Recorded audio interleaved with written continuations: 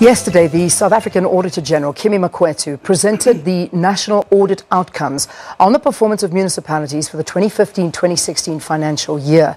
According to the report, only 49 of 263 municipalities had clean audits, lost lots of wastage with little change from the previous year's reports. The South African Local Government Association, that's Salga, facilitates efficient operation of the municipalities. Simphiwe Dzengwa, Salga's national chairperson of Municipal Finance Working Group, is here in studio with us to talk to us about these results. Good to have you. Good morning, Welcome Leanne. to Morning Live. Thank you. I mean, it doesn't seem like every time I have this conversation with the Auditor General, it seems to always be one of doom and gloom for our municipalities. When is this going to change? Yes, that's the picture, that is evidenced by the 2015-2016, audit outcomes. But as Salga, we've looked at the trends over the past 5 years. There seems to be quite some progress and stabilization in the sector. Local government is fairly new. We started in 2000 with only one municipality then getting a clean audit. Currently, we're sitting at 49.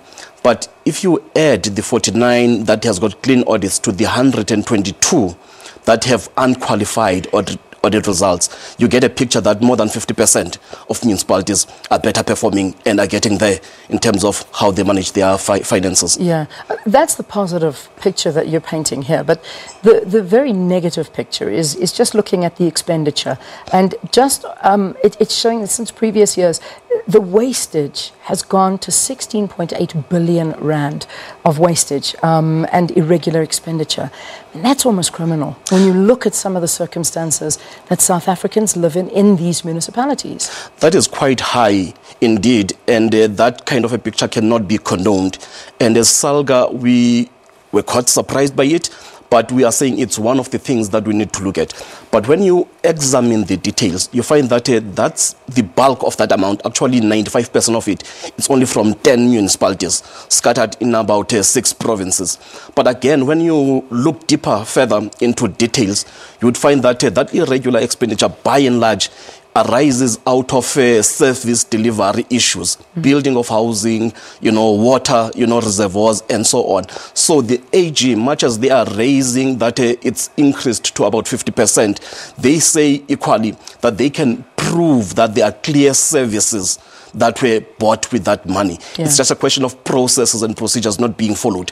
And we're saying even that we need to look at. When you mention, are you saying that we know these 10 municipalities that are responsible for this? What happens to them after this report comes out? Obviously, this has been a trend continuing in these municipalities. Is anybody held to account? Is anybody fired? Is the money ever recovered?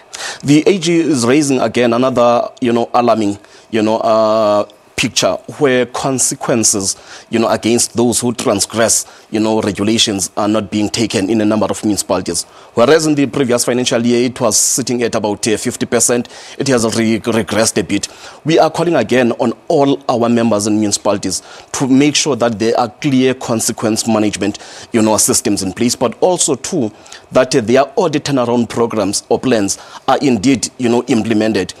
We agree with the AG, that we need to look deeper at this, situation of irregular and wasteful expenditure, and where there are clear cases of transgression, then again we support the anti-corruption measures as Salga, and we need to invoke other instruments of the state like the SIU to come and get involved and get to the bottom of the matter. It has to happen. In fact, we had Vincent Smith sitting here not so long ago. We just had an interview with him in his role as Scoper, talking about the fact that the findings of the Auditor General need to be binding and there need to be repercussions. You look at the provinces mentioned in this Auditor General report. The Northwest, worst performing province. The Free State, worst performing province. The Northern Cape, worst performing province. Last night, we saw the municipal building, a heritage site, being burnt down by residents. I mean, you cannot condone that. It is an absolutely awful thing to happen, but residents are furious with what's going on. It is very unfortunate what has happened to the municipal building in the Free State, and we condemn it in strongest terms as Salga. But definitely we agree there has to be consequences. There has to be action taken against people who blatantly violate, strictures and legislation, and who do not adhere, to systems that are in place. But we are then, again, want to say municipalities must make sure that there are clear internal control systems, that critical vacancies, this thing are put in place, but also critical vacancies, again, are filled by capable and well-qualified people, so that at the end we have what we call institutional resilience, where we could manage all these issues, supply chain processes and so on, in a manner that is consistent. It's not just, a once-off kind of an arrangement. Yeah. I remember when the South African Council of Churches also released that report that they did, the unburdening report on state capture.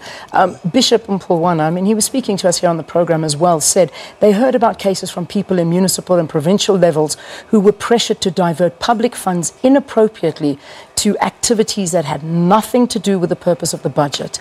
Were you hearing this for the first time? Surely in your position as the local government association, these are things you should have your finger on.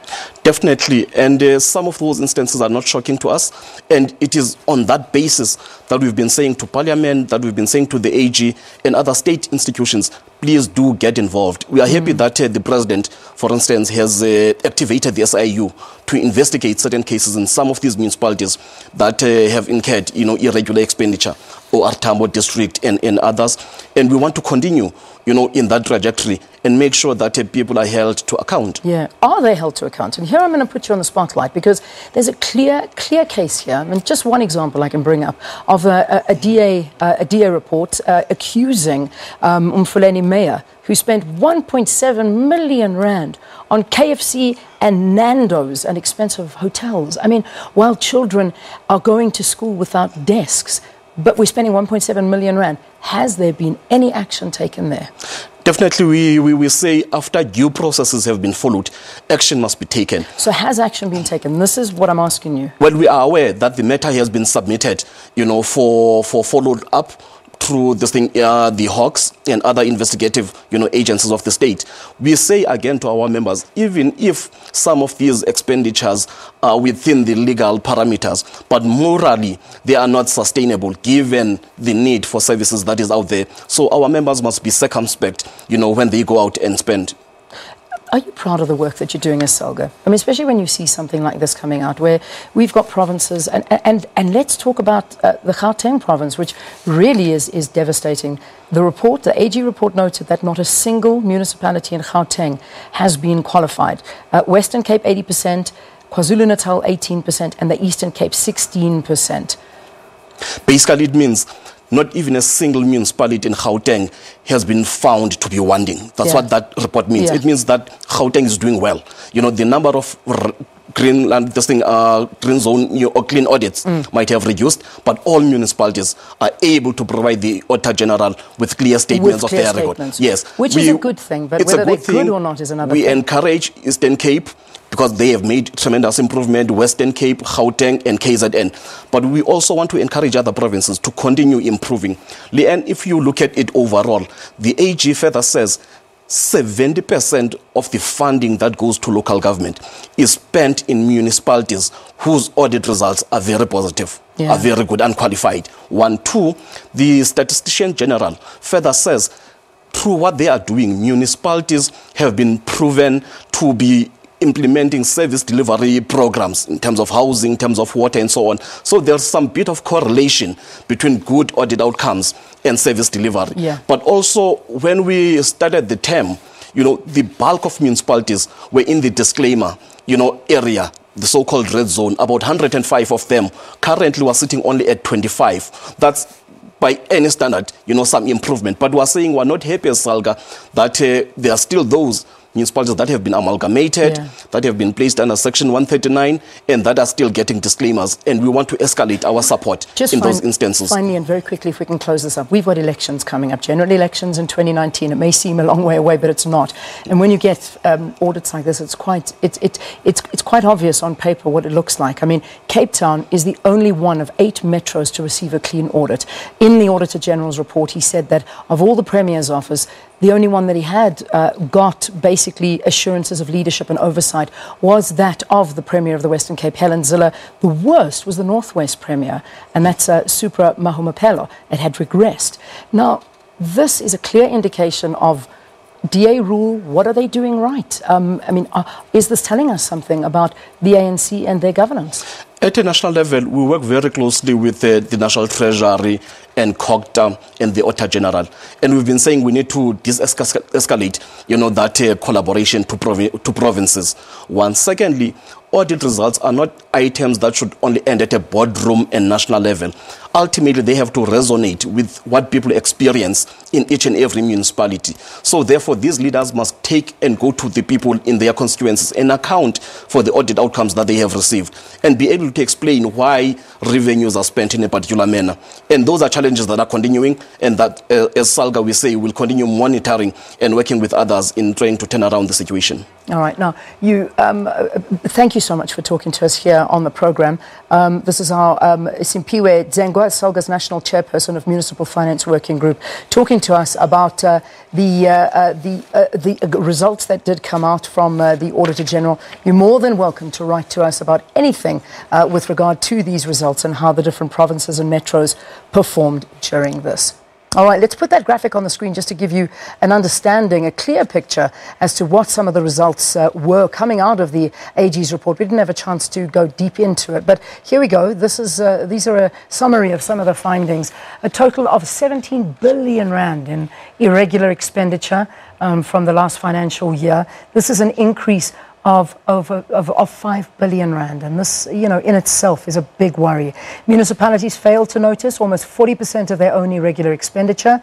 The Northwest contributed 15% of the total irregular expenditure, and that's what we were saying, is that the Premier's office in the Northwest highlighted as being regressed over the years, which is a big one.